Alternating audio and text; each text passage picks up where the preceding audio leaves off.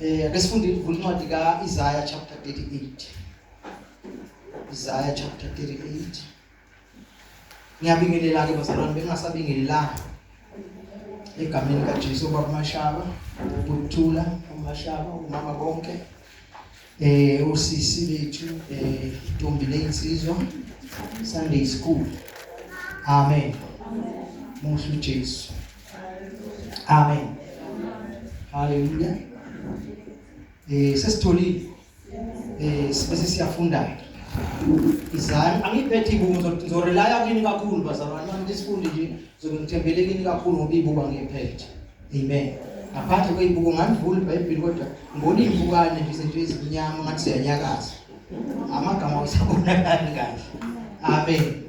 Ngizorelaya kini bangithi ngicela kufunde sifunde. Sesingafunda.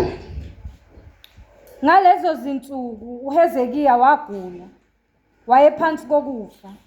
Kwafika kuye uIsaya umprofeti, indodana kaAmosi, wathi kuye, usho kanje uJehova uthi, yalela indlu yakho, ngokuba uyakufa, awuyikusinda. uHezekiya wayesephendulela ubuso bakhe odongeni, wakhuleka kuJehova, wathi, ngiyacela Jehova, ake ukhumbule ukuthi ngihambile phambi kwakho ngeqiniso nangenhliziyo epheleleyo, ngenzile okuhle emehlweni akho. Wayesekhala uHezekiya ngokukhala okukhulu. Lafika kuIsaya izwi likaJehova lathi, hamba uthi kuHezekiya, usho kanje uJehova uNkulunkulu kaDavide uyihlo uthi, ngizwile umkhuleko wakho, ngibonile inyembezi zakho, ngiyakwenezela ezinsukwini zakho iminyaka 15. Ngiyakophula wena nalomuzi esandleni senkosi yase-Asiriya, ngiwuvikele lo muzi. Lesi siyakuba isibonakaliso kuwe esivela kuJehova, sokuthi uJehova uyakwenza lokho akukhulumileyo. Bheka isithunzi sezinyathelo, ilanga elizehlile ezinyathelweni zelanga. Okay, manake. Ngithanda leyo ndaba uzufike kuyo manje. Kodwa sithandele elinye ilanga. Amen. Khona phethe ngesingisi ngicela ufunde asinyana. Noma sayifundanga nje yonke, ngizokutshela ngithi mana la. Sizama ukubamba isikhathi. Isikhawu sindane Hezekiya's illness. Bengingathanda ngesilungu. Ngithanda ngesilungu. Verse 1. Now Hezekiah became sick and was at the point of death. The prophet Isaiah, son of Amos, came and prophesied to him, saying, this is what Yahweh has to say to you. Set your affairs in order, for you will not recover from this illness. You are going to die. Okay, thank you, ngiyabonga kakhulu. Ikolomo liphethe ngelulimi ngoba lolu lakho lesithomela kakhulu. Utshela ngoyawe khona bangamazi ngoyawe. Uthi bani ke manje lo? Abantu bazoze bagcine bethi sizwile khona umunye uNkulunkulu. Okhona lo wesitshelwa ngalo, amen. Athi khulunywa uNkulunkulu oyedwa. Ngicela omunye afunde futhi. King James Version. In those days was Hezekiah sick unto death, and Isaiah the prophet, the son of Amos, came unto him, and said unto him, thus says the Lord, set thine house in order, for thou shalt die and not live. Amen. Amen. Nalizwa laleli lakho kushayo die. Yasilahla. Khona phethe NIV version. In those days Hezekiah became ill and was at the point of death. The prophet Isaiah, son of Amos, went to him and said, this is what the Lord says. Put your house in order, because you are going to die. You will not recover. Amen.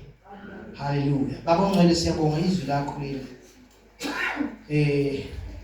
Khuluma ngathi phakathi kwethu. Ngoyingcwele we really trust in you, ngaphandle kwakho singenze lutho. Asinako ukwazi nokuhlakanipha. Kodwa masinawe siyazi ukuthi ukuhlakanipha konke kuwe. Egameni likaJesu sisize manje. We are weak without you. Kodwa sinamandla ngawe egameni likaJesu. Amen. Amen bazalwane. Hallelujah.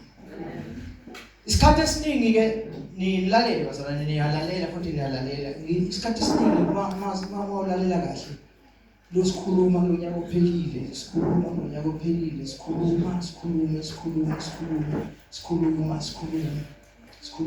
ophelile, sikhuluma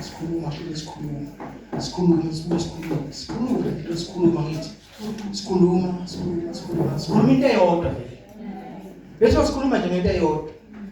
Ayikho into esikhuluma ngayo. Ngiyazi kwabanye mhlawumbe seyize yaba isidingo, yaba isicefe. Abanye sebeyazi ukuthi uzokhuluma ngani. Amen. Sikhuluma nje ngebandla. Amen. Sikhuluma ngani bazalwane? Sizamile ukuveza kaningi umqoka nokubaluleka kwebandla. Amen. Umqoka nokubaluleka kwebandla ukuthi ibandla libaluleke kangakanani. Ngoba yilapho zonke izinto ngisho ukuphila kwethu, ngisho ukuhlala kahle yezwe, ngisho yonke into ila uNkulunkulu athembele khona ebandleni ukuthi kuyoba kuhle, kuyoba right, kuyohamba kahle konke uma ibandla likhona. Amen. Hallelujah. Nokuthi ke nje sonke sazi ukuthi yini injongo kaNkulunkulu ngebandla. Amen. Ngoba kukuyiphutha ukuthi sibe khona ebandleni sikhonze kuze kuyovalwa sikhonze, kodwa uthola ukuthi siseceleni kwenjongo kaNkulunkulu. Amen. Noma mhlawumbe siyakhonza kodwa ekukhonzeni kwethu asinako ukunderstand nokuqonda. Amen. So kubalulekile ukuthi siqonde into esiyiyo, siqonde into esikuyona. Amen. Egameni lika Jesu Nkosi umusama yosisi. Akukho okuhlukile namhlanje siseselapho. Amen. Kodwa kuba konke lokho sesikhulumile phambilini angazi ukuthi wena usuphethe njengamanje. Ngoba kuningi okukhulunyiwe.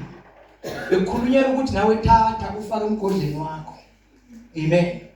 Thatha ube nezinto nazo oyiqondayo, oyiunderstandayo ngebandla. Angazi ukuthi wena kuko konke sesikhulumile sakhuluma ngako ikupho okuthathile, ikupho okubambile.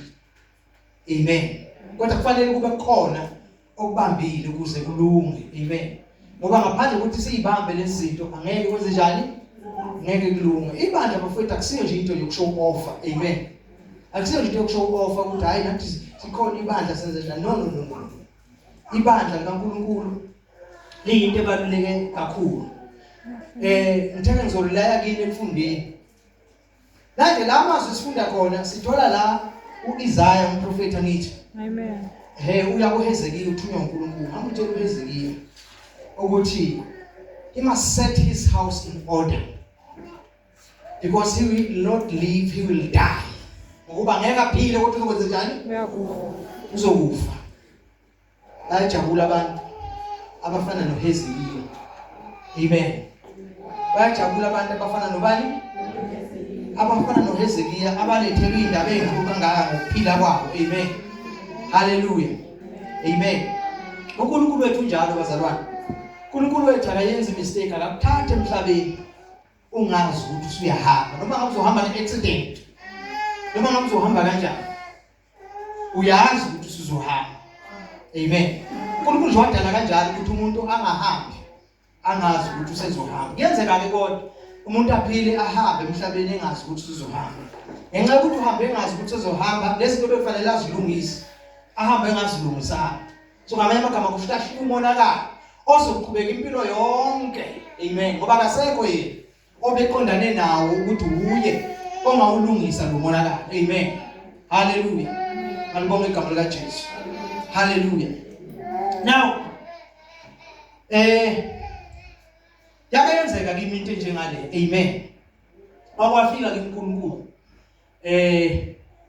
ezongiashora nokuzongitshela ukuthi angakeze ukufa. Amen. Engitshela ukuthi angake zibenze njani? Ukufa.